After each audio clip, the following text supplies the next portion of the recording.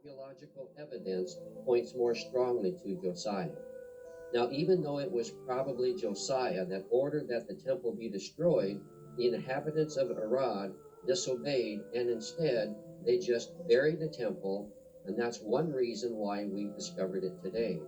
So when Josiah cleansed the temple in Jerusalem, in order that all the altars and shrines to the false gods all throughout the land be destroyed, it was most likely Josiah then that ordered the temple here in Arad to be removed.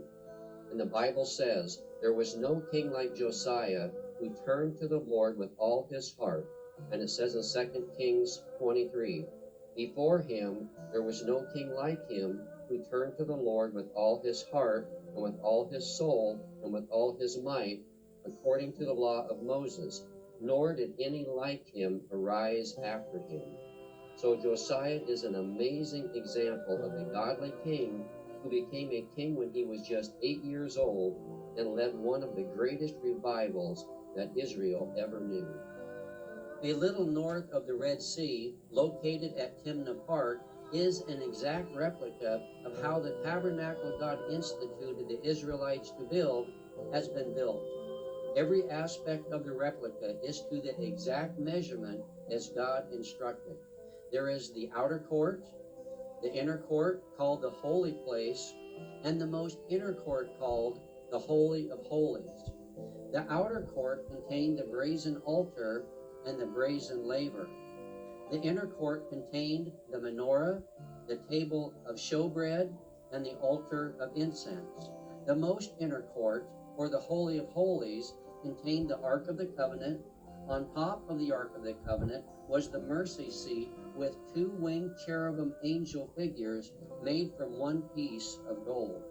Inside the Ark of the Covenant was the 10 Commandments written by God on stone tablets, Aaron's rod that budded, and a jar of manna. Growing evidence, along with the biblical narrative, reveal that the most likely place the Israelites crossed the Red Sea was on the Gulf of Aqaba, opposite of Saudi Arabia. Much research has led to Nueva as the exact location of the crossing. The bottom of the ocean floor is sandy and gradual, which would have been ideal for the Israelites to have crossed on.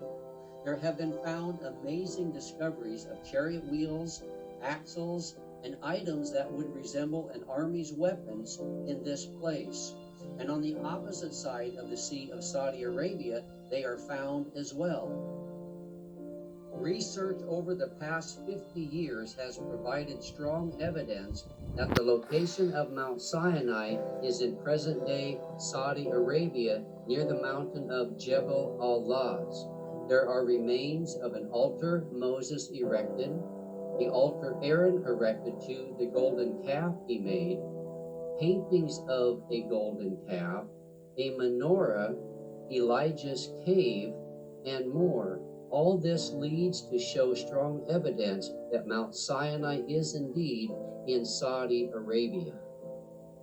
We hope that you have enjoyed this video and that your faith in God has been strengthened as you've seen that the events that took place in the Bible happened in real places with real people.